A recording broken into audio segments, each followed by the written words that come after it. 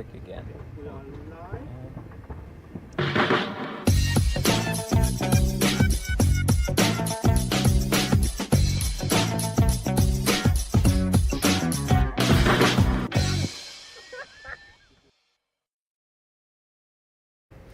Hello and welcome to the Tennis Podcast live from Wimbledon one last time for 2025. It is of course day 14 of the championships and we have just watched Jannik Sinner be crowned champion here for the first time, beating rival Carlos Alcaraz in 4 sets, 4-6, 6-4, 6-4, 6-4 in 3 hours and 7 minutes. I'm Catherine Whittaker. I'm of course joined by David Law and Matt Roberts to digest and reflect. How are we feeling? Pretty good. Yeah, pretty good. I mean, it wasn't the match we had in Paris. Certainly wasn't the drama and the climax in quite the same way. But I think that we did mark the card really that is unlikely to keep happening. I mean, that is probably going to be the occasional occurrence, but it was still a good match and it was a great win for Jannik Sinner. I mean, really impressive, I think, particularly given what it followed and particularly given some of the similarities that he had to face down in that 4th set and try not to get drawn in again, to actually get over the line. I think it's absolutely massive for him. Really big. Yeah, every set score being 6-4 feels like so mundane compared to what we had Where are the tie breaks? In Paris. Yeah, where's the drama? But like that's the match Jannik Sinner wanted, right? He was outplaying Carlos Alcaraz for much of the match in Paris, but couldn't close. And Alcaraz did ridiculous, unstoppable Alcaraz things to turn that match around. And we talked a lot about the potential scar tissue for Jannik Sinner coming off Paris, but I did kind of think he could tell himself he was the better player for much of the match in Paris. He could have won it in straight sets. He should have won it in 4 sets. And today, even though he goes a set down, he played such clinical, brilliant tennis, just needing one break in the next 3 sets to win. And he was so impressive today. Should we talk through the story of the match a little bit, set by set? David, I know you commentated sets 2 and 4, but you had that extraordinary position on the court, at court level, watching these 2 incredible athletes from that amazing vantage point. And Matt, you were behind James Norton, so everyone had good seats. And Niall Horan. Well, they weren't together. They weren't together, no. James Norton was 2 rows in front of me and Niall Horan was 2 rows in front of him. But I was most interested in Tom Kearney to my right. You were with Tom Kearney? He was quite a way away, but I saw him. How close was I to Tom Kearney? Quite close. Slightly worrying that it was the first day of Fulham training today and Tom Kearney was drinking Pimm's at Wimbledon. Don't know what that says about his new contract situation. But anyway, I was pleased to be near him. Okay. Do you have takes about the final? Were you too distracted by Tom Kearney? Now I've got some. Okay, let's go. Well, look, Sinner got the early break, didn't he? And again, came out playing really well. I felt like he was doing some of those things that we talked about in the preview in terms of being able to rush Alcaraz. But then he lost his way a bit at the end of the set. Sinner, I think he was a little bit stunned by just how Alcaraz raised his game to win that first set. David, he's suddenly become unplayable, Alcaraz, and there were a couple of moments, most notably, of course, the set point.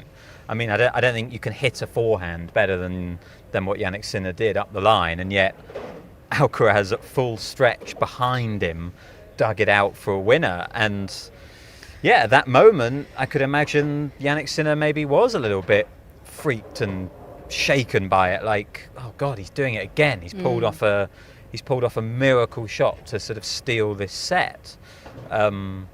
But kind of that was the biggest Alcaraz moment that we got in the match. We didn't get that many after that. The way Sinner just broke right at the start of the second set was such a telling thing about their rivalry, right? Alcaraz is making all this incredible noise happen and pulling off a miracle shot, and yet the very next game, Sinner just unflappable comes out and breaks serve, and that's the crucial break in the second set.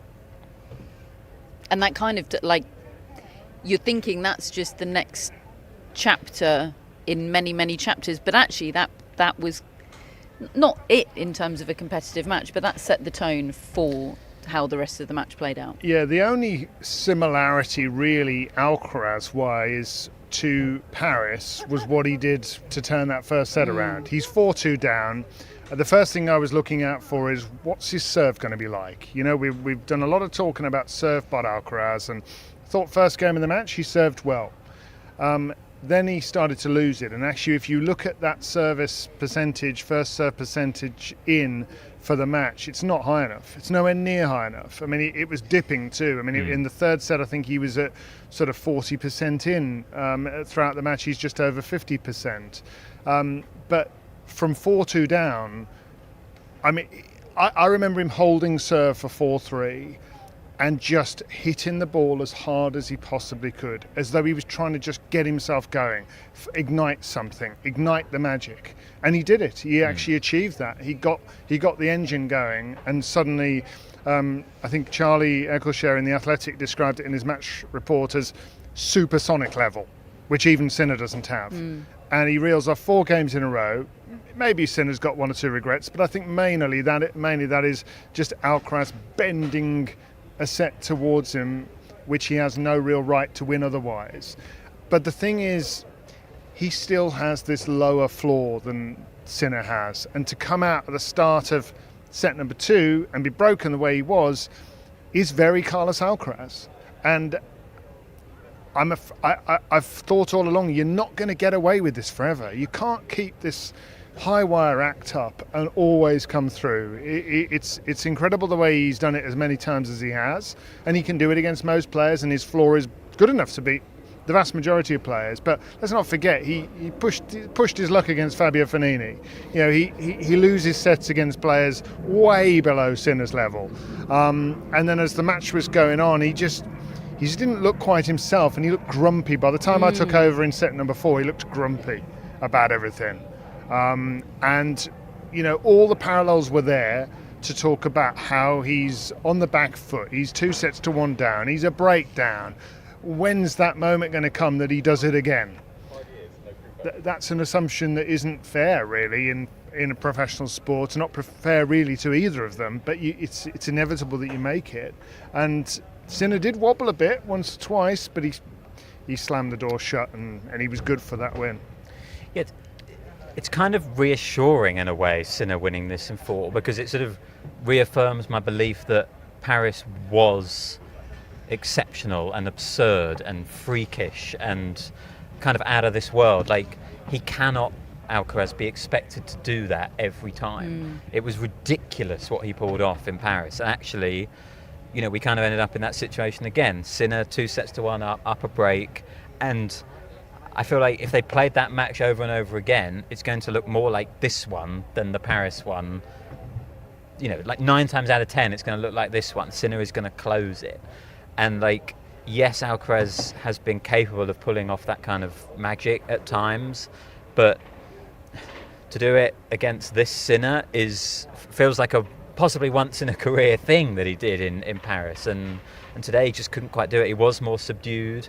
I think the fact that in Paris also he'd won that 3rd set, so he had a bit of momentum, the crowd were up, there's a sort of frenzied atmosphere in Paris. He didn't get that frenzy until the end of the 4th set. Right, and at there the was end. some frenzy, but it was too late, and felt like Sinner had overcome his mental, not even a wobble, but just if Paris fleetingly passed through his mind, he'd sort of traversed that, and he felt solid by that point. And I think in the 3rd set, Alcaraz was, as David said, really not serving well, and Sinner kept getting chances or half chances on his serve. He had break points right at the start. He got to 30 all a couple of times, and I did think if Alcaraz could just somehow push through that 3rd set, where I thought he was by far the second best, but if he could just somehow get through it, then maybe he could have a boost. But Sinner just capitalised right at the end of that 3rd set. His backhand down the line was an absolute killer shot all match. Number of times he caught Alcaraz out with that, or changed the dynamic of a rally with that shot was really notable. And once, and also, you know, the 3rd set's big because then it means he doesn't have to win in 5. Right. You know, so I think he settled a little bit even more after winning that third set. I think that's maybe why there was some frustration for him at the end of the first, because he probably should have won that first set, or maybe He was a break-up, wasn't he? Certainly And- could have done, and suddenly it's like, oh God, like now I can't make a mistake, because if I do, I'm going to have to try and beat this guy in 5, and as well as I'm playing, I'm the not odds Matteo Berrettini. the odds go in Alcaraz's favour. So I think we did see Sinner a little bit more frustrated than we normally see him right at the end of that first set. He did seem affected by it, but the way he put it behind him was impressive. So impressive. I thought he was awesome. On reflection, like, of course Carlos Alcaraz didn't win Wimbledon. Like, he almost lost to Fabio Fognini. Who then retired immediately. Yeah, we failed to cover the big Fognini retirement. I didn't realise that wasn't his retirement. But anyway, he has made it official now. Yeah, like, does Alcaraz need this loss to Sinner? Bigger picture. It's a very interesting question, because Hannah Wilkes, who works with us, put in our group in on the barge that Alcaraz is lacking focus in this match. The focus that he normally has against Jannik Sinner, because he has to have it if he's going to be competitive. And maybe the reason he's lacking it is because he's won the last, 5 in a row? And maybe it's difficult to feel quite so threatened and quite so focused and quite so worried when you keep beating this guy. That may be it. May not be it. I can't know. But I've always felt that head-to-head was actually not really reflective of what I was seeing. I mean, he did keep winning those matches, but some of the times it didn't feel like he should have been winning them. I mean, it's incredible that he turned them around. The Rome one, Sinner's only just back from being out for a long time, and frankly should have won the first set of it. There's loads of occasions when I think really Sinner should have won. So maybe this will make Alcaraz go and rebuild a little more. I say rebuild.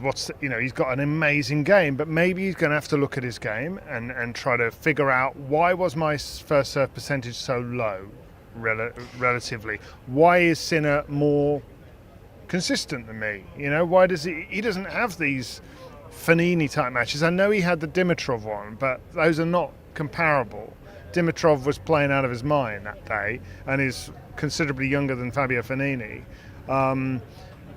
But it's very rare that you see. I can't think of too many performances from Sinner where you think, why is Sinner playing this like this? Alcaraz does that a lot.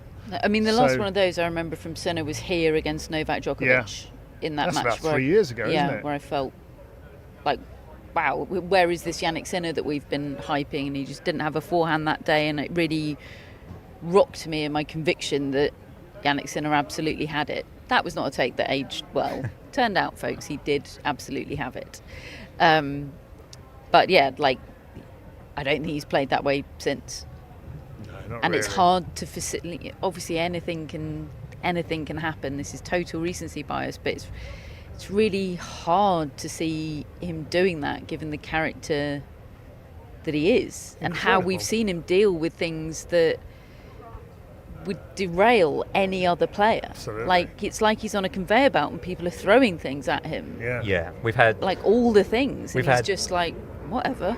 We've had like 2 slams in the last 12 months where Sinner's had like appointment press conferences on the eve of the tournament because some big news has broken. In the US Open last year, it was obviously his positive test coming to light. He won the tournament. Here it was getting rid of his physical team. He won the tournament. Like, these are things that you would expect to shake players, or certainly like to lead to some sort of tangible difference or reduction in quality. But and in Australia, he was waiting to hear the date of his hearing, right? Wasn't he? Yeah. And I think that date came out immediately, pretty soon after the Australian Open. Like, he won there. Yeah, like, it is remarkable. And yeah, look, I think I'm with David really, in that the Alcaraz recent wins over Sinner were a bit misleading. Like, because of the manner that he did it, it made it. it wasn't as big a gap between them as the 5-0 in those matches made it seem. And also the conditions, like a lot of those in slow conditions, Rome, Roland Garros, Indian Wells, where I think Alcaraz has learnt against Sinner to do a much better job of mixing up the type of rallies that you get. Remember at Indian Wells when he started looping the ball, and he's able to do that on clay as well, just a bit more naturally. He's able to use his incredible athleticism to just extend these rallies and do that kind of thing. Today, I know like Alcaraz is great on grass, it's a great surface for him, but I felt like we were back to Sinner being able to rush Alcaraz a lot, like off the ground or off the return, and the strides that Sinner's made on grass, really, really underrated, I think, because, last year he got ill here, didn't he, against Medvedev, and, he had that bit of a no-show against Djokovic a couple of years ago, but he was great through this tournament. I know there was the Dimitrov match. I really think that was heavily elbow impacted. I know Dimitrov played great, and he really did, and I know Sinner is not going to want to blame it on his elbow in those circumstances where Dimitrov's had to retire. Like, it would have been pretty classless if Sinner said, I was only 2 sets to love down because my elbow was hurting. Like, he wasn't going to do that, but he was clearly impacted in that match, and throughout the rest of the tournament, see him against Shelton, see him against Djokovic, like no let-ups whatsoever, in a way that Alcaraz was occasionally having them. And yeah, I just think those conditions today, with it being fast, really, really exacerbated some of the parts of their head-to-head and made it look like a lot of their old matches before Alcaraz really did figure out changing up the sort of tempo of their rallies a lot.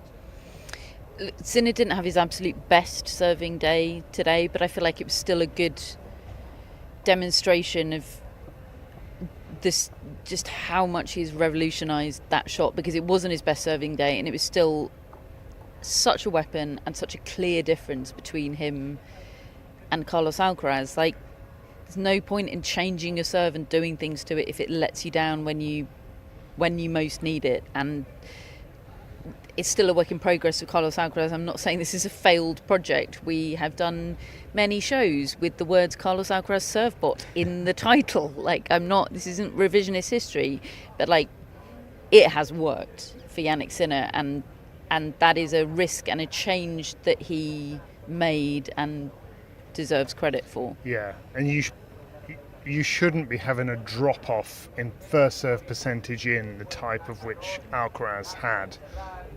Say from Wimbledon final a year ago, he should be getting over 60% in, and he's getting around 50. It's not going to get the job done against this guy. Not against an amazing returner like Sinner, who was going for it. That was what really struck me, is that I kept referring to how Alcaraz in this position will go for it. But actually Sinner was also going for it, and I don't think he was going to leave himself any regrets. And you're absolutely right. He can rely on his serve. That's the difference. Alcaraz can have incredible serving days, but he can't rely on it in the same way. He doesn't actually know what is going to happen from day to day, I don't think, in the same way. And perhaps the fact that he knows deep down that he can't rely on it, and there's a risk that it'll desert him when he most needs it, makes it more likely to happen. If that's anywhere in his brain, that's a problem. I don't think Jannik Sinner is going into matches like this thinking, I wonder how I'll serve. No. But you have to say, I said it in the preview show, he had served poorly against Alcaraz recently. He'd been down... Didn't serve well in Paris. No, he'd been down in the low 50s for serve percentage, and he got that up today, which was big for him. Actually, Alcaraz didn't do a very good job of returning the second serve, to be honest. Especially early in the match. Also thought Sinner kind of sprinkled in a nice bit of variety as well. Alcaraz had early success with the drop shot. He made Sinner lose his footing a couple of times. But actually, as the match went on, the Alcaraz drop shot really didn't work today, and he either missed them quite a lot in the net, or Sinner was up to it and read them. And actually, Sinner threw in one or two successfully. Had a couple of nice points up at the net as well. I think again that's a part of his game which has improved and made him the all-surface all-conquering player that he is. Was there, and just thinking about how grouchy and grumpy Carlos Alcaraz got today, and thinking about Charlie Eccleshare's very early call that he's not going to win this Wimbledon, and at some point Paris will catch up with him, was the well just a little dry today in terms of the depth he needed to dig to even have a chance? It still might not have been enough against Jannik Sinner, given how good he was. But, in Paris, we watched it back last night, David, or some highlights because we had to get some sleep.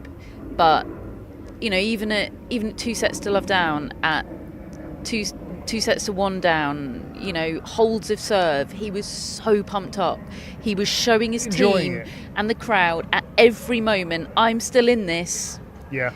I need you with me. I've got this. Just give it to me and I'll give it back. Yeah. It just felt to me like he didn't quite have that today. No, it was very different. And actually, if you think back, maybe what's happened is that has come earlier in the year this year, because he's just had this extraordinary run. A lot of tennis matches, a Grand Slam title run, a quick trip to Ibiza, back for Queens, win that. Don't come for Ibiza, David. Well, the evidence He'd is have there. lost to Fognini if it wasn't for Ibiza. Might have to think about Ibiza next year. Anyway, and he's gone to the final You've gone all Juan Carlos Ferrero and what's he called? Agent man. Yeah, Edouard Molina. Yeah. But I think of a year ago when he won this title and then went straight to the Olympics. And I mean, look, he did brilliantly. He got to the final and he very nearly won the gold medal. And then he hit the wall. Then he hit the wall. Then the racket smashing started in America. Where was that? Montreal or Toronto or Cincinnati? I can't remember. Yeah. And I mean, that was such a violent. I've had enough of all of this racket smash and an early loss. And then he goes and loses to Botic. In quick fire terms, and he doesn't look himself at all. There was a bit of that there today, body language wise. Like, he's trying his hardest, but he was grouchy, and we're not really used to that, but he's a human being. And I think the only time he smiled in the whole match was about the last 5 minutes when he held on to his serve and he sat down and you thought, oh my word, he might still do this. Yeah, there was that game with Sinner serving at 4-3 where I've written down here the game before the chance of Si se puede started, and and Alcaraz got to 15-40 in that game, and it did. I've written, oh my God, is it happening again? The Alcaraz smile after a great backhand. He was right in front of the press seats. He just looked up and he smiled, and people rose to their feet. Smiling at Tom Kearney. As you would. And look, it was only a moment though, because Sinner snuffed it out. But that was all.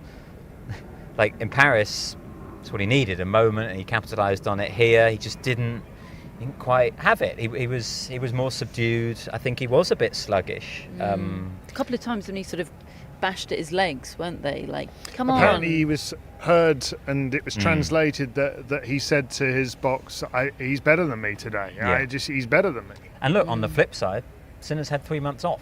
Yeah.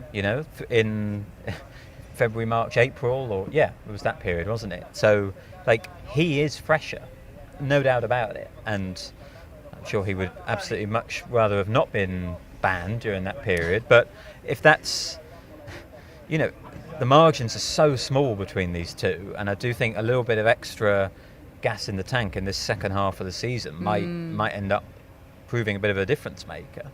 I'm not saying that's the reason the match was won today, but he seemed fresh, Sinner. And also, he wins so efficiently all the time. There's that whole thing of him not winning these matches over 3 hours 50, but he's not in those. He's not in those sorts of matches. Yeah. It's sort of a redundant stat until we keep seeing him in those sorts of matches. David's already sort of killed the Dimitrov element here. But come on, we have to have a word for Grigor Dimitrov. Sure. And that could I think have been, I might have killed it. The weirdness of that element of all of this. Total sliding doors moment for this entire tournament. Yeah. Amazing to think, really. Yeah. Oh, do we get Grigor like a little trophy, a mini one? I think he just can. this big. Fine. I think he can feel bloody proud of himself for what he did that day, Grigor. From his hospital bed. Yeah. It's definitely a sliding doors moment. I definitely, when the story of this Wimbledon is written, when there's a Wimbledon 2025 relived, that'll be a big moment. Big moment. At the very least, he's got to go all the way. He's got to go 5 sets to win that, and then still play a bunch of other people. Yeah. Yeah. No, I think. And he might have beaten them all, but I wouldn't have. I still think he probably was going to win that match because he's that good. And Grigor's not won that many of those sort of matches, but we'll never know that. It was 2 sets to love and 2-2. I mean, it was not a given that Sinner's coming back from that. Okay, I will look into mini Wimbledon trophies. They sell the keyring ones in the shop, don't they? Maybe just one of those for Grigor. Just with his name etched on it. So we now have these two players in this extraordinary rivalry that's still in its very early days, and both of them are now one slam away from the career slam. Jannik Sinner needs a French Open. Carlos Alcaraz needs an Australian Open. Obviously, Carlos Alcaraz will get a shot sooner than Jannik Sinner, but he also seems further off. He's never got past the quarterfinals in Australia, whereas Jannik Sinner obviously was 1 point away from winning the French this year. He's 1 point away from holding all 4 at once, Jannik Sinner. And I know it doesn't work like that, because the pressure would have been different coming here to Wimbledon if he was trying to win all 4 in a row and hold all 4. But it's crazy to think about, so early in his career being that close to winning all 4. Who's going to do it first?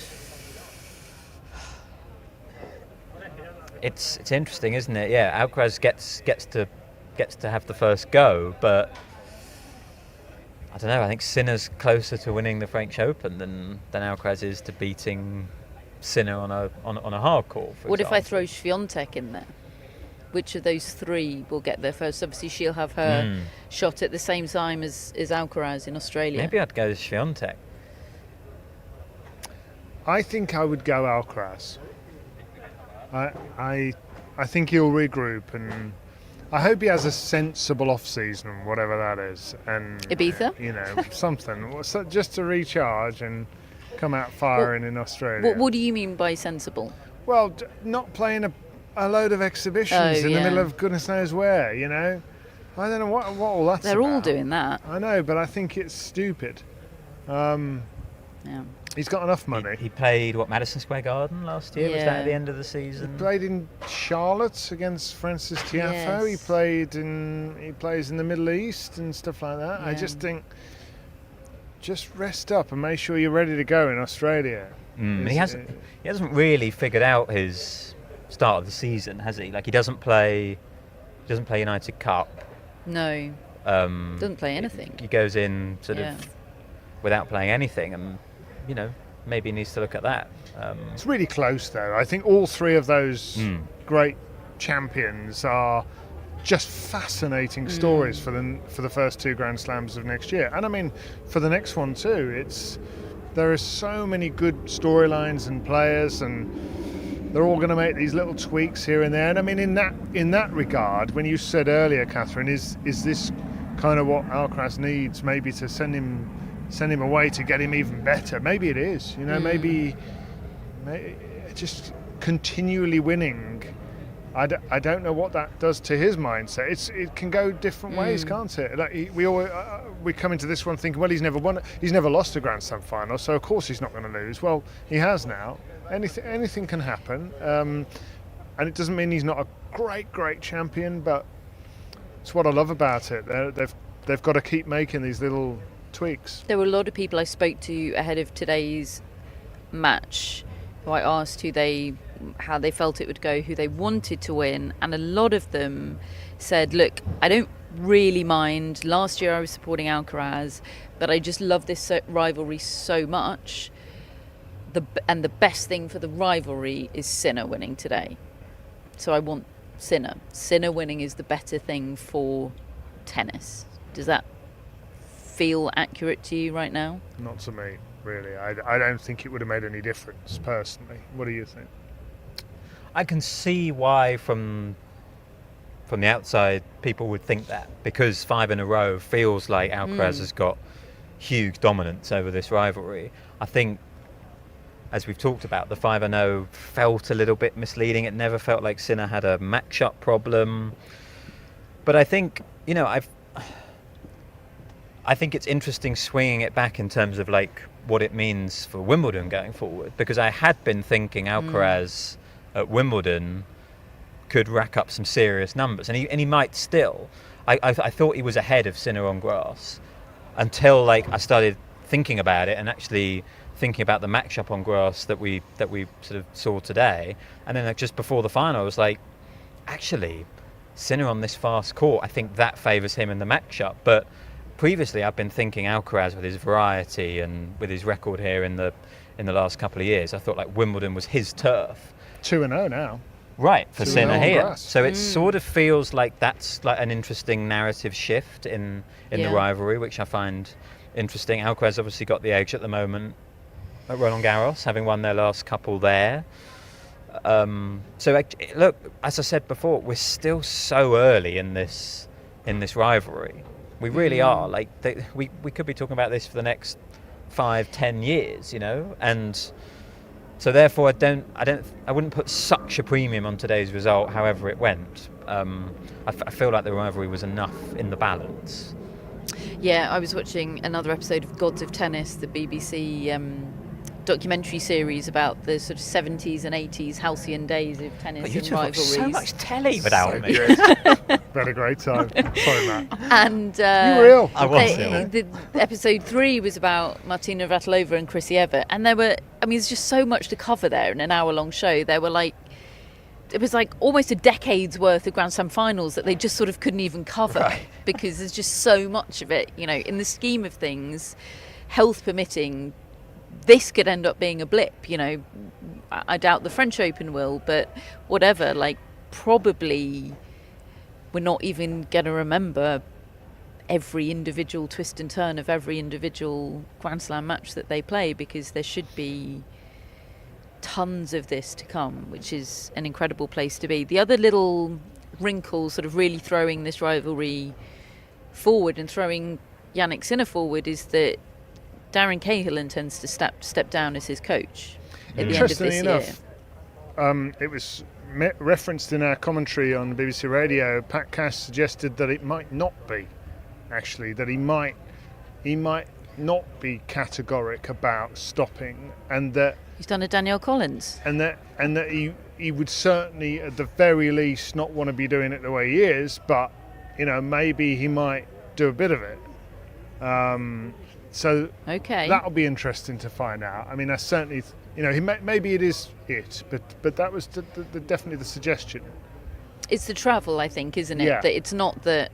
I mean, I think it's a dream, isn't it? Their relationship. He just doesn't want to be on the road, but he seems a very not codependent charge, Jannik Sinner. I could imagine he could cope with Darren Cahill being more remote than he currently is. Yeah, that 3-person. I mean, considering all the instability that Sinner has had in his team, that 3-person team of himself, Benyotzi and Cahill has been solid, and they all seem to understand each other and the wavelength and what they need from each other. He's proven he can do it without the Carota boys. Yeah, Bit of a blow for them, isn't it? I think he'd already proven that. Had he? Yeah, I think there's been a blow for them for a while. his success without them. big win for the Fox. Was it? Well, There no was carrots one- about with her. There was a carrot. Oh, I there saw were. a carrot. There was a woman with. She wasn't dressed as a carrot because she's got self-respect, presumably. But she had a big carrot teddy. It looked like one of Billie Jean's toys, but big. I don't know if you saw it, but I didn't see any foxes about. No, never have. But anyway, and Jannik Sinner's mum, I think both his parents were Yeah, there they actually. were, His yeah. dad had the day off work. He was working, wasn't he, during the French Open final? So It's nice to see. His mum went nice to see his mum through it happy. in Paris. I so- wish they'd edited her out of the highlights of the French Open final Yeah. that we watched, because I find her face traumatizing. Yeah, it was nice to see her looking. I mean, we only saw her at the end of the match. It was okay by then. So she was probably going through it during the match. But no, it was a nice scene. What now? US Open. What happens there? I was talking about this with Matthew actually, and it's like, what's the chances of getting a repeat of this? And like, what are Jannik Sinner's chances of getting to the final? Unless injury happens high. or something, it feels like 90-95%. He just feels that sure. Alcaraz, less than that, but I still feel like who's going to beat him unless he beats himself, which is more likely than Sinner beating himself. But I don't know, they're just so far ahead of everyone else at the moment. It's so hard to go into these slams predicting something else. So if we didn't see a repeat in New York, it would be more shocking to me than if we did. It was another match, not quite to the extent of the French Open final, but it was another match that emphasised how big the gap is between them and everybody else, right? Yes, I think so. And I mean, the rankings Right. tell you that, and then the sheer number of times they keep leaving everybody in their wake.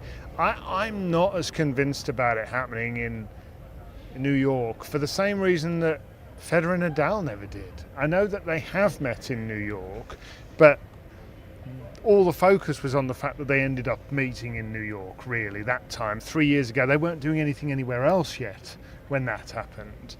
But it's just that a lot of the times they were stopped by Djokovic or by Murray or Del Potro.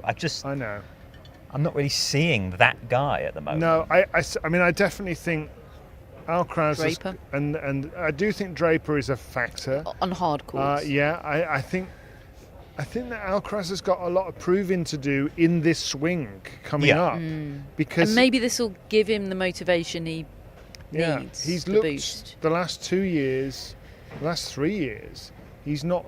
Is it two? In 23 he lost to Medvedev. Yeah. And 24 he's lost to Van der Zandschulp. He just didn't look right in either of those matches. Really, it wasn't like worldy performances knocked him out. I mean, they were both very good. Excuse me, justice for Bertic over here, please. Okay, all right. But Bertic at this point is on our bingo card, isn't he? Like, he comes up every episode. I think try that's and make it so. the real Carlos Alcaraz beats him. Yeah.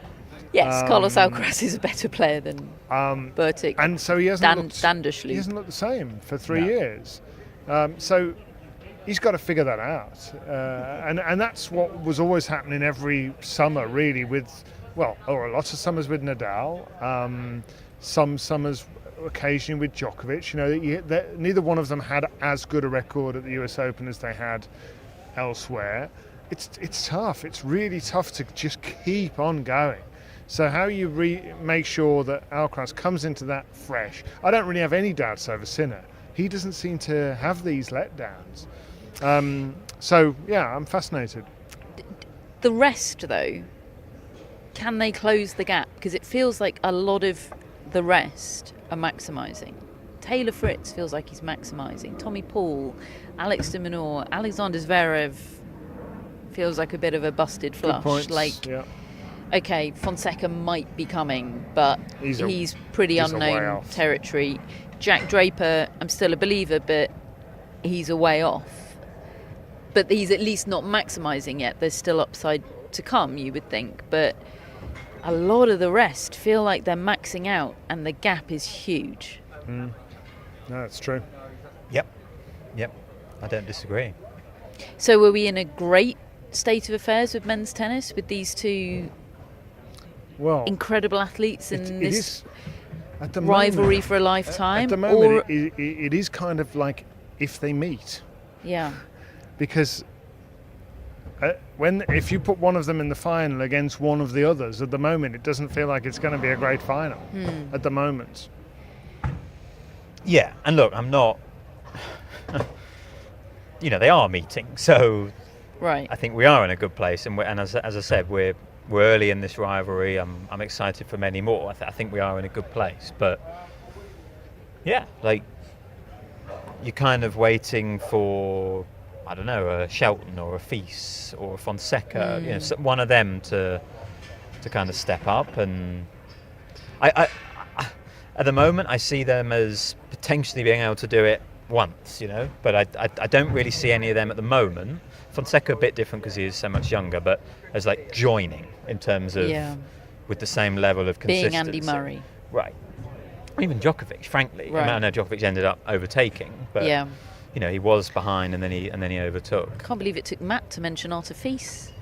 Well, I mean, for this summer, that feels. I've been mentioning Artur Fils really strongly if he was fully fit. Yeah, and I hope he's been on bed rest for the past. He's probably not going to play again this year. 5 weeks. Or meaningfully. He posted today some back in the gym. Did he? Photos. Take it easy. Artur. Love him to come back and be a force, but worst thing of the lot would be if he came back too soon. Yeah.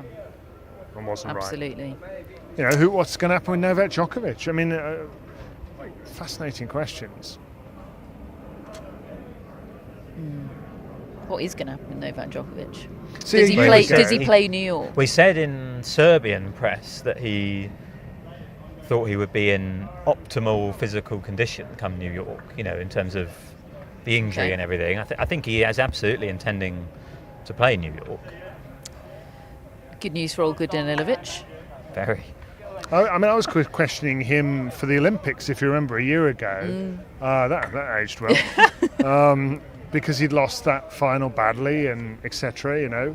And and the same could be true of Alcaraz. They rebound so quickly, these people. It's just given what we talked about on the show the other day and what we've seen this year, he feels as far off Sinner and Alcaraz as the other guy. He feels more likely to meet them. He feels more likely to be reliable to play them. And he's going in the other direction. Yeah. It feels, logically I must be. I think Djokovic now, I'm gonna hype up the terrible US Open draw. He would want, I think, Alcaraz, he wants to be in Alcaraz's half versus Sinner's, I think, for sure. And he probably wants him early in the tournament, as early as possible. I don't know what his seeding will be. I imagine, I don't quite know, but let's say quarters, as early as he could get him. Yeah. Because given what he talked about with his tank emptying, the later he plays, and I think the fewer matches he's got in his legs, the fewer chance of injury, the better for Djokovic. But then, still trying to go on and win the tournament feels like such a big ask. Yeah.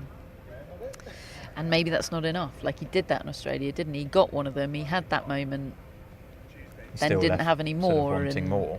I got the impression from here that one last time. The grounds will be closing in around 15 minutes. Please make your way to the exit gates and make sure you take all your belongings with you. We hope you've enjoyed your day here at Wimbledon and wish you a pleasant and safe journey home. Thank you.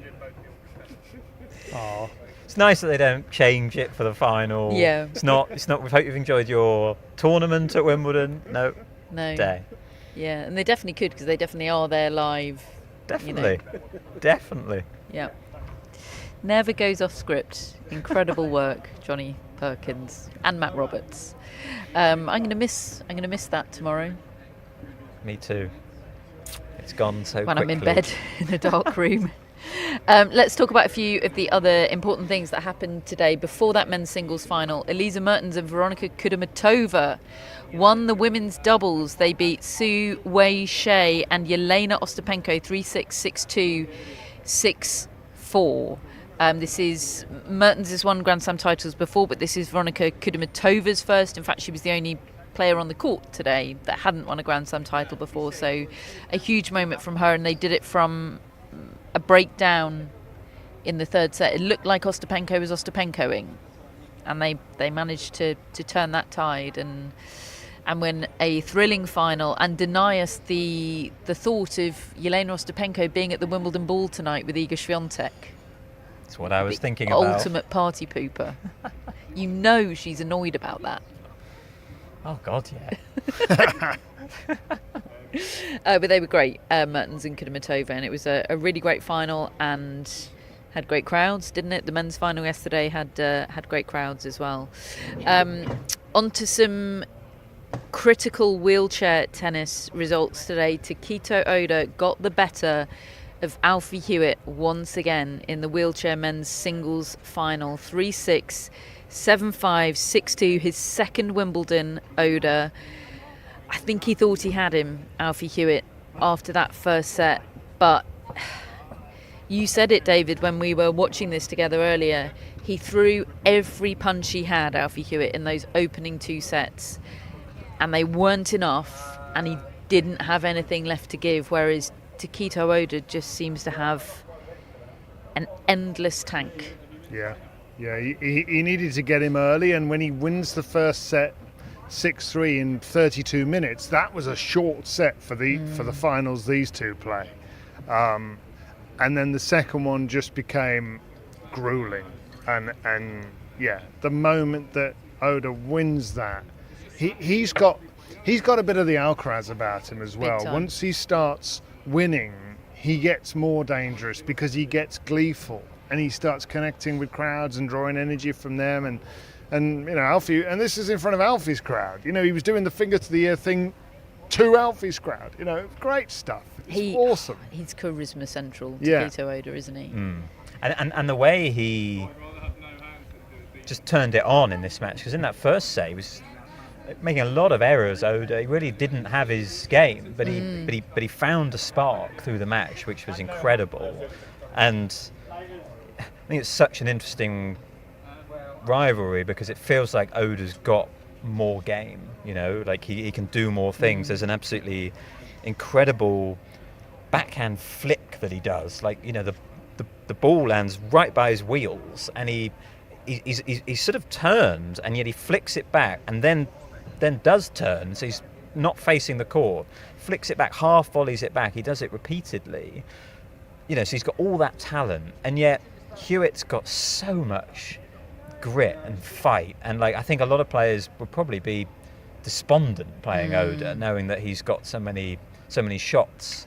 But I don't know, I think Hewitt really rises to the challenge of playing him and gives all that he's got. And I did think he could have won it in straight sets today, but he just looked absolutely gassed by the end, didn't he? There was an absolutely incredible rally that Hewitt won to save a championship point. I think it was the second or third championship point that Oda had, and you could just see what it took out of Hewitt to live with Oda. He was awesome, and he's still a teenager, isn't he? Still only 19, and yet he's just seemingly getting better and better.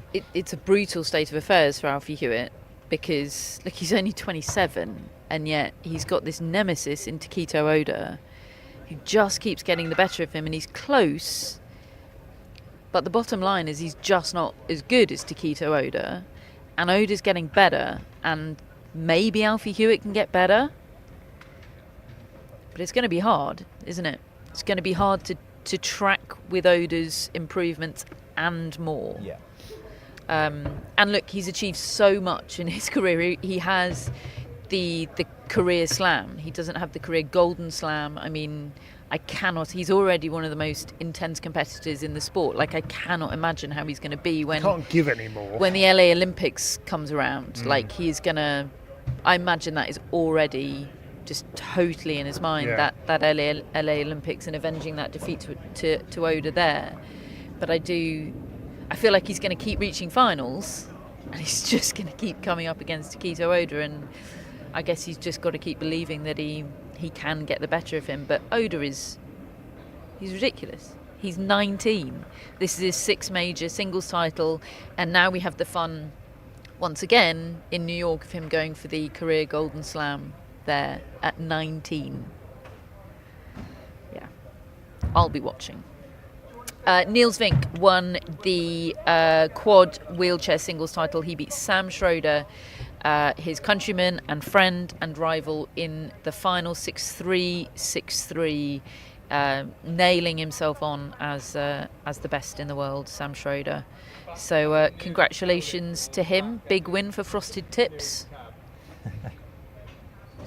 We were so close. It's not over. Can still happen.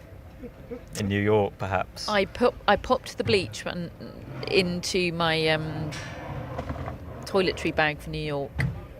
Good work. It's coming with me.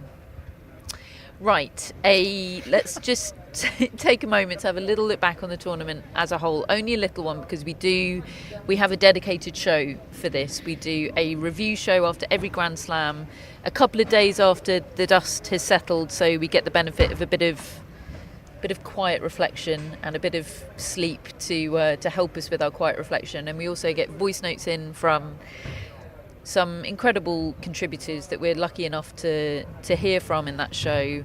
And why are you waving at me, Matthew? We're live on air. Matthew wants to be one of them. Just pointing out that Matthew might be a voice note. Yes, Yeah. I know that. I asked you earlier in the fortnight. He's just chuffed to be regarded as one of them, I think. Nothing like having the camera operator waggle his fingers in front of the camera lens to get your attention while you're live broadcasting. Yes, one of them might be from Matthew. Although maybe not now. Where was I? We'll be recording that show on Wednesday and it'll be up for Friends of the Tennis podcast. But we can take a few moments now to quietly reflect without Matthew on the last 2 weeks. Your thoughts, your emotions, your highlights, and lowlights, maybe. I mean, the lowlight's Grigor Dimitrov, isn't it? Yeah. I mean, / yesterday for you. Yeah. Not Yeah. wanting to take anything away from Swiatek, who has actually been a real highlight. You know, seeing Iga Swiatek back at her best and coming off Roland Garros and the clay season she'd had generally was honestly a surprise to me. I think it was also a surprise because she sort of did the work in the week just before Wimbledon, didn't she? Which is always like a week that just passes me by a little bit. But like when I saw that win she had over Alexandrova, for example, in Bad Homburg, that was the first moment where I thought, hang on a minute, that's a result on grass that I wouldn't necessarily expect from Iga Swiatek, and she carried it through and she was absolutely incredible. Obviously my highlight is Anisimova in the semi-final. We'll always have that moment. Just the most incredible win from her. And actually, I enjoyed the first few days very much. I enjoyed the chaos of it. Yeah. I enjoyed not knowing what was going to happen. That sense of, oh my goodness, this is all these results are catching. Who's going to be next? Like the drama of it all, I thought was really compelling in those early days. And then yet we still ended up with big names in the final as well and big talking points. So I think it's been a great slam with a 6-love and a Grigor Dimitrov mid-match retirement as exceptions, but otherwise I think it's been a really good slam and very different to Roland Garros as well. I think so too. I think this has been a really good slam. My lowlights were the devastating Grigor Dimitrov scenes and the devastating scene of you when you arrived yesterday and seeing how pale you were and knowing that we had to immediately send you on air. But people bounce back. Here is evidence of just that. Matt Roberts. Seeing you look well today was a tournament highlight. David, what about you? I mean, I do think the weather was a highlight. The fact that we've been able to sit here all fortnight long compared to a year ago when we were having to sit over there. We did 6 in a row over there last year. With I mean, gloves undercover, on. that was it just got you down after a bit, really, that did. And so that didn't, it was a fact, I mean, it was uncomfortable for some spectators and for some players maybe, but generally it was just not a factor, the weather over the course of the 2 weeks. I loved those first few days. It was such a buzz, and to still end up with, Sinner Alcaraz in the final. I mean, how cool's that? It was a great Wimbledon. Absolutely loved it.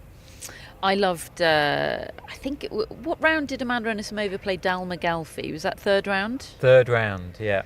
Out on court 3. We'd gone up from 15 to 12 to 3. I loved going out there. You were sat in the public bit of the stands because you'd got there so early. You could take your pick of the seats.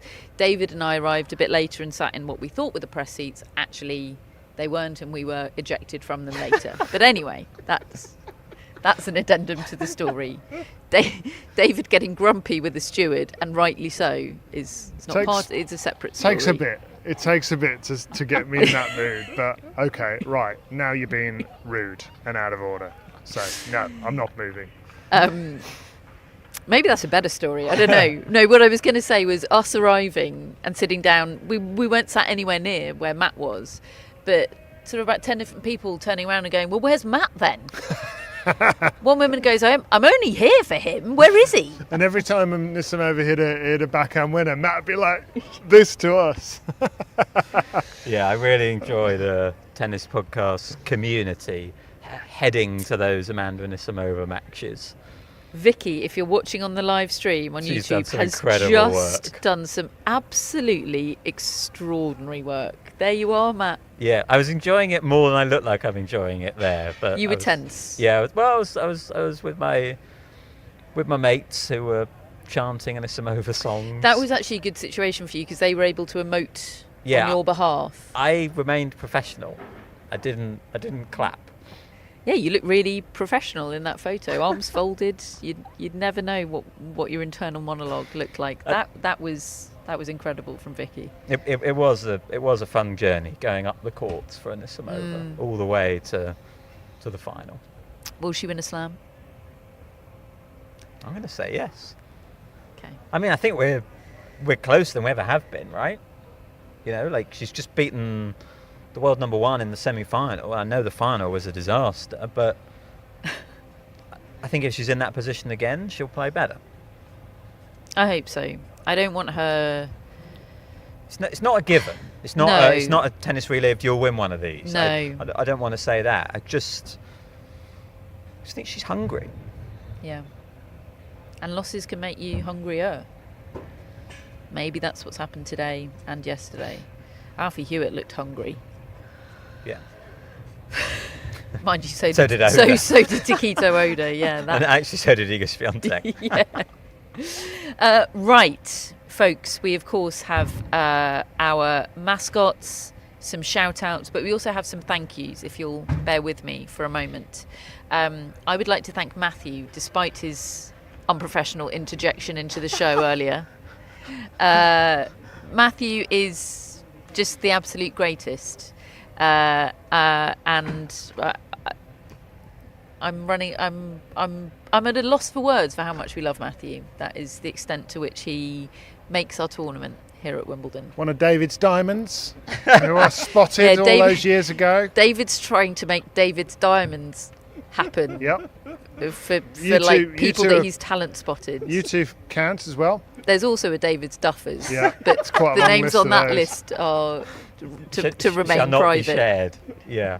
Oh, Matthew just makes our day every time we come up here. Every single time. And we see him. He just lifts my spirits all the time. Yeah. We love Matthew. Your favourite Matthew take from the fortnight? Wimbledon's not for the people. I was watching the latter stages of Anisimova Swiatek with him over there, and he just kept shouting, "Hit it over the net," as if she wasn't trying to do that. But then he also did do really sweet little claps every time she won a point. Nice. It was Pros hitting the ball in the net is Matthew cannot stand that. Yeah, he thinks it's unprofessional. Matthew, we love you. I would also like to embarrass Hannah by saying she's wonderful too. I know she hates it when I say this. She's here in the live chat. If you're in the live chat right now with Hannah, please tell her how wonderful she is, because she deserves to hear it no matter how much it makes her squirm. She is absolutely incredible. A wit, a poet, and somebody who just slams down the trolls in a way that I love so much. My mum was here today and she was like, Hannah doesn't have time for those trolls, does she? She shuts them right Hannah. down. Yes, Hannah. And the same absolutely goes for Vicky, who, we keep saying it, but she has changed our lives this year, and I keep having moments of thinking, we used to do this without Vicky. What were we thinking? I don't know how we did it, and truth be told, we didn't do it as well. Yeah. You know, like everything that if you've been watching the live streams, Vicky bringing up the graphics, the photos, the banners, the comments, all of that is Vicky, and she's just taken it on and made these live streams better. And yeah, Vicky, Hannah, we're so lucky to have them both. Two more David's Diamonds. You keep trying to make diamonds happen, and I have to mention some duffers, David. They're out there. They are out there. I would like to thank Gorana, our incredible designer, who again has helped expand our offering and what we're able to do with the help of Vicky and Hannah as well. Everybody working as a team, just to create more output and better output and make everything look good and exciting. Well, we think so anyway. It's been really, really exciting and overwhelming for us, and knowing that we have these incredible people that we can just rely on and go, can you guys do that? The answer is always yes. And seeing them all work together, Gorana, Vicky, Hannah, the next guy on my list is really incredible. And the next guy on my list is Jib. Oh, Jib. We love Jib as well. A guy that I've never met who might be my favourite person.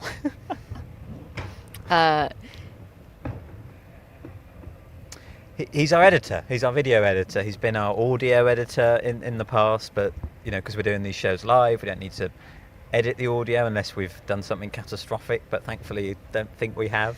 But he's been making all our Instagram reels and YouTube shorts, and we love Jib. He's got into tennis. He's playing tennis now. He was the first match he ever watched live was yesterday's Wimbledon final. Yeah, don't be put off, Jib. No. And he's just always available. Yeah. Which is incredible. To quite a worrying extent, actually. Does he sleep? We don't know. We don't know. But yeah, he's wonderful. He's absolutely wonderful. And he's another one for the David's Diamonds list. Big time. Yeah. I mean, common strand. I think, hang on, do we officially include Gorana in David's Diamonds? Is that a bit more of a grey area? To be fair. We'll ask Gorana whether she's comfortable being included in David's Diamonds. I would like to thank Pam Shriver.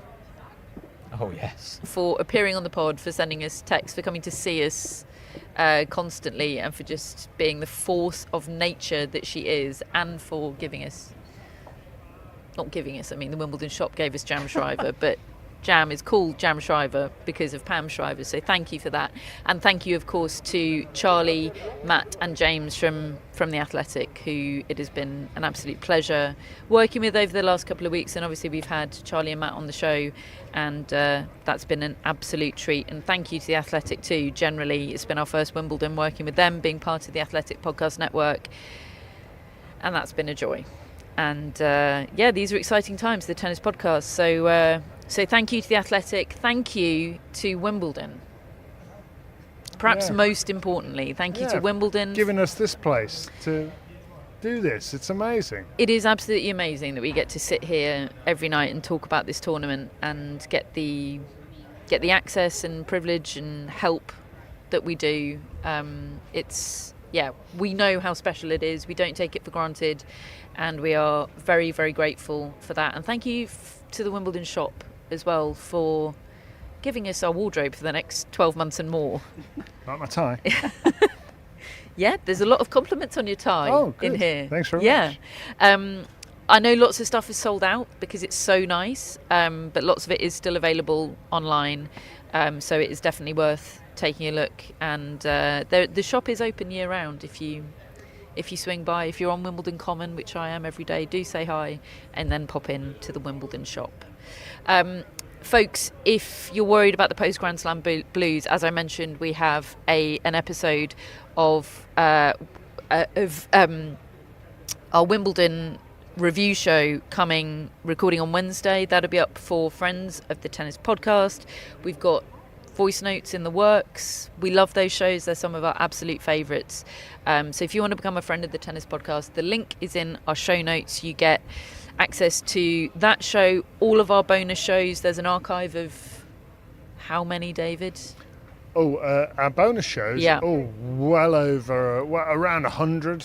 something like that. And we're doing more all the time. Yeah. We do 8 relived shows a year. We do the 4 Grand Slam review shows. We do a monthly live show for friends, often a Q&A episode that you can contribute to and ask us a question. You also get access to the Barge, which is where you can hang out with Hannah all the time, and Vicky too, and just generally enjoy chat about tennis in a safe and friendly space. You get all sorts of other stuff as well, but ad-free listening is another thing you get with Friends of the Tennis podcast. So well worth taking a look. You can join for starting from £6 a month. The link, as always, is in our show notes, and I'll pop it on Instagram as well. Thank you to Phoebe, thank you to Maisie, thank you to Roger for being our mascots throughout this Wimbledon, throughout this year. And the same goes to our top folks and executive producers, Greg, Chris and Jeff. Matt, do we have some final shout-outs? We sure do. We have Katura. Oh, Hey. Katura. Katura. We know Katura, We know long Katura. time listener. Very and long time friend. supporter. Who introduced us to pet mascotdom Yes. with Charlie the Ferret, our First first ever. ever mascot. And as brilliant as Gorana's modern latter-day design work is for us, possibly her greatest ever triumph was designing logoed ferret wear. Yes, from Ferret Couture, Ferret an actual shop. Yeah. A true moment of triumph for Gorana, and it was a joy having Charlie as our first mascot. So Katura, thank you. We've also got Anna Peepsik, hope I'm saying that right, from Poland, Krakow in Poland. Oh. And Anna says, "Hi, this is Anna of Anna and Ola. We had the chance to meet Catherine, David and Matt during last year's Wimbledon on court 1, right before the Iga Świątek match with Yulia Putintseva. And we had our photo taken by Simon Briggs." Wow, what a tennis podcast encounter. I wore Polish flag colours with the intention to bring I luck remember and this. support. But now I think about it, in retrospective, I'm of the opinion I bring Świątek bad luck, Oh, no. having attended her matches twice at Wimbledon, in 2022 to Cornet and in 2024 to Putintseva. And Anna says, "I'm hopeful this shout out falls on Ola's 30th birthday, which is the 14th of July, so that's tomorrow. So this is our closest show to that. Vicky's done some incredible work to make sure this shout out is in this episode." And Anna says, "Ola is the one who introduced me to the podcast during Roland Garros 2022. And we listened to you talk about Iga and Rafa's victories. Happy birthday, Ola, to many more Wimbledons and other Grand Slams together. And thank you, Tennis Podcast. You rock." That is wonderful. Thanks, Anna. You rock too. Thank you, Anna. Yeah. Like former backhand lister Anna Bogdan. Yep. Although this is Anna with 2 N's. And former Sinner person Anna Kalinskaya. Yep. And Anna Ivanovic, who I saw wandering around here earlier. But that's one N as well. Czech for Tadzi, was that 2 Yeah. N's? Very good. Kornikova. Smash Nova. That's a good tennis That is name. a good name, isn't it? That might be even better than Volley Nets. Potato says, what about Anna Bogdan? We've mentioned Anna Bogdan. Yes. Right. Little Anna ticking Bogdan off gets there. more airtime here than in all of the rest of the media collectively combined. There's no justice required for Anna Bogdan. And final shout out of the tournament is via Simon Briggs, the aforementioned Simon Briggs. And we have Darren and Laura, who are good friends of Simon's, big pod listeners.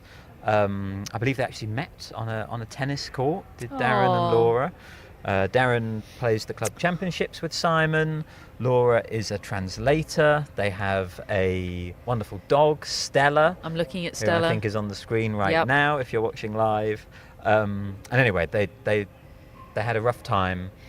Did Darren and Laura. Laura was diagnosed with ovarian cancer. Lots of months of really rough treatment, but very happily she's now been given the all clear, That's incredible. and they are engaged, are Darren and Laura. So we That's and lovely. via Simon wanted to give them a big shout out. Yeah. Darren and Laura, hello. That is glorious news on all fronts. I hope Stella, who I'm looking at now, is going to be some sort of ring bearer at your wedding. I'm very into canine wedding involvement. Of course. Yeah. Yeah, absolutely. Like Laura Siegmund Yep. and Darren Cahill. One last mention for Siegmund then. I've got Burtic in, I've got Laura Didn't in. come up in your Wimbledon highlights and lowlights. Doesn't know where to put her. Yeah. Bit like Bought It, really. Yeah. So is that it for our shout-outs? That is, yep. Is there anything we can do to eke out more Wimbledon? Afraid not. That's it. But it's You'll time probably to be go. watching Gods of Tennis later. I reckon that'll do it. Probably. Probably. Folks, I think that just leaves us to thank you for watching, for listening, however you've enjoyed the tennis podcast this fortnight. We hope you've enjoyed the tennis podcast this fortnight. Without you, it's just us having a chat.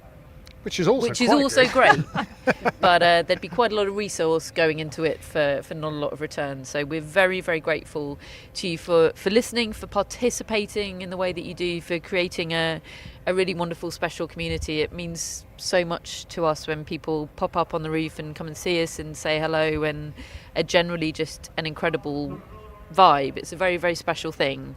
And we don't take it for granted, and we're very grateful for it, and we're very grateful to you for listening and giving us a chance to do this and sit here and talk about the sport that we love. So thank you. We will be back in a week because that's tennis. David's going on holiday, I'm going on holiday, but don't worry, we're here.